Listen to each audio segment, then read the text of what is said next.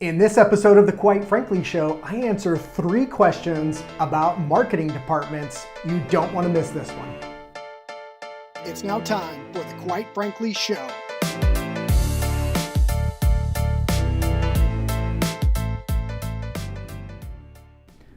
What's up, everybody? I'm Frank. Welcome to episode 3 of The Quite Frankly Show. Today, I think we have a few questions around marketing departments. Corey, is that right? That is right. Awesome. What do we have on deck? All right, so Jeremy J asks, when it comes to investing in a marketing department, is it better to build it or buy it?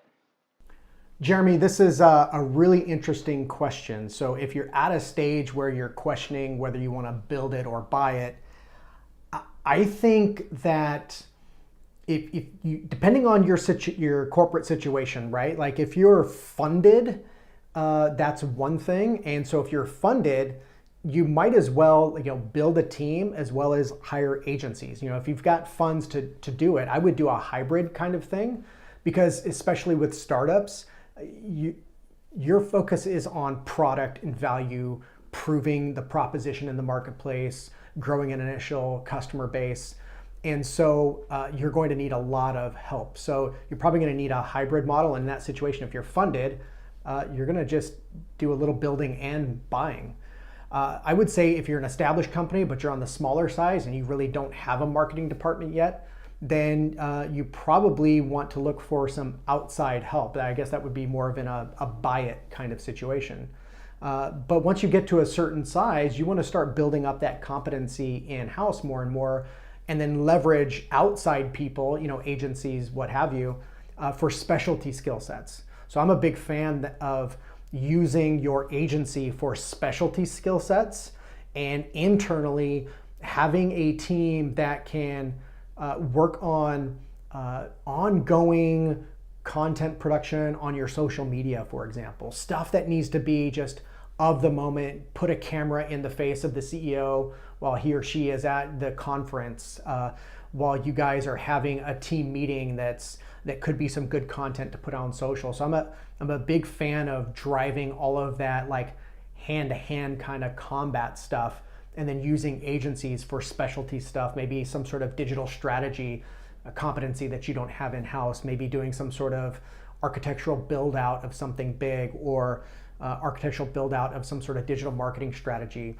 SEO and maybe paid media kind of stuff, and running traffic, analytics and stuff. So, some of the specialty skill sets, I'm a huge fan of leaning on agencies for that. But your day-to-day stuff, I'm a huge fan of, you can get those things done quicker in-house. For example, if you need, a brochure updated, it's a really inefficient model to work with agencies to do that. So lean on your agencies for specialty stuff. Your day-to-day kind of meat and potato stuff, you should be cranking that out efficiently in-house. So I think, again, it just depends on your business situation. If you're funded, certainly you're going to build some of that and leverage a team. The second thing was, if you're smaller and you're just starting to build that out, you're going to definitely lean on some outside agencies at first, quite a bit more. And then once you're growing and more established, lean on your outside agencies for specialty functions and your day-to-day stuff where you just need to crank it out, start building that team in-house.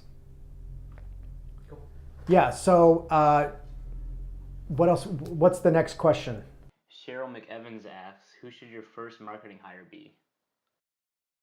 Well, Cheryl, I think your first marketing hire should be, if this is your first person you're going to hire, needs to be someone that is a really good project manager. And the reason I say that is because if you're about ready to hire your first marketing employee, one of the things that happens is, I think businesses, entrepreneurs are often surprised that the moment they're ready to hire their first marketing employee is the moment they're going to be surprised that one marketing employee is not enough. Because you're never going to hire one person that is a designer, a writer, a project manager, knows how to do webmaster kind of work, or even development for that matter, knows how to develop marketing automation technology and do build outs on those platforms. That one person is not going to be able to do all of that. So I would say my first marketing hire, if I was building it out for a company, would be more of a project manager type that has skills in messaging and copy. So that way, working with agency partners, working with the executive team, that person can help drive positioning and articulate messaging, but also know how to work with all of those different pieces and just keep things moving forward. I can't stress enough the importance of momentum when it comes to marketing. So having a really good project manager type marketing manager at first is going to be critical, because that person can help keep that momentum. There's nothing worse than marketing that takes 3 to 6 months to come to fruition on any given project. It's the absolute worst. It's like the death of marketing. Marketing has to be a thing that happens fast. It's got to be something that moves and clicks with rhythm.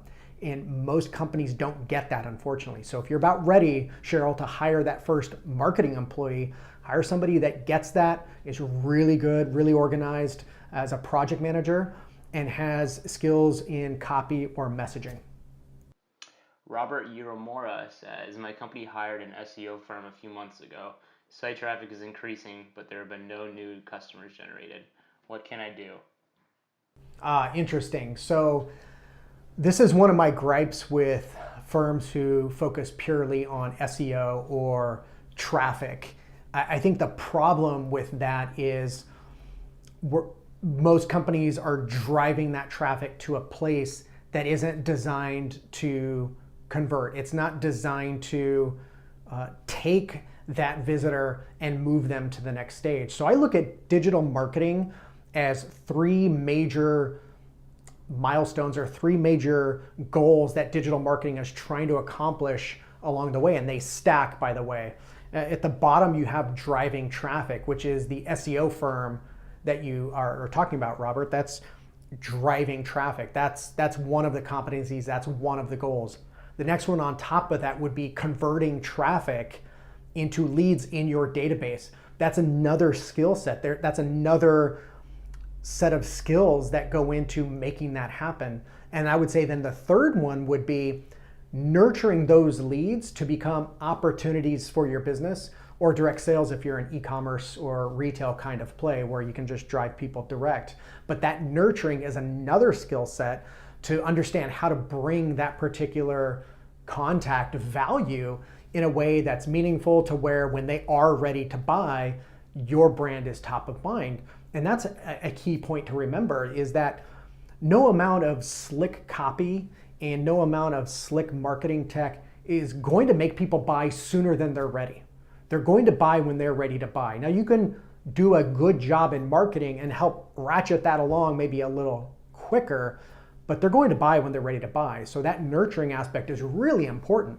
In fact, it's so important that you're consistent with all 3 of these layers, because what you want to do is you want to build up your database such that over time, as that top layer of people start to trickle in, that trickle becomes a steady stream and then becomes like a gushing fire hose, because you've been so consistent and now your database is so fat that all of those people that now just happen to be ready become such a great number that you have opportunity just pouring in.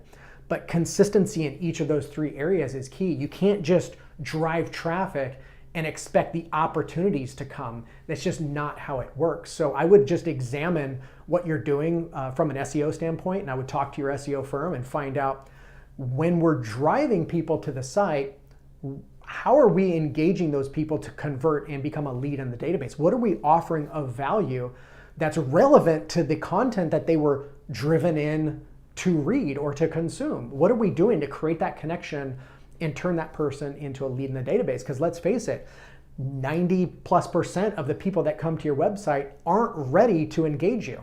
So you have to have a plan for the 90+% of people that are going to just simply leave. By the way, that's normal. They're supposed to get to your website and just leave, because most people aren't ready to engage you.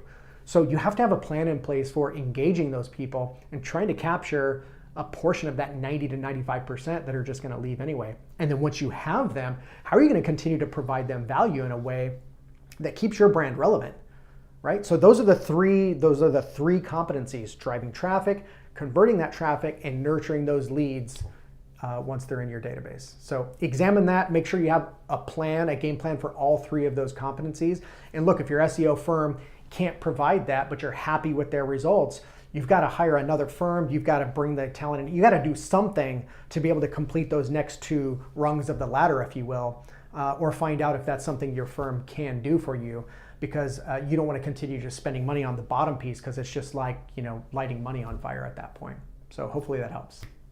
Hey everybody, thanks for watching the Quite Frankly Show. Tune in next time. Hope to see you there. If you have a question you'd like me to address in an upcoming show, drop it in the comments below. Again, thanks and stay tuned.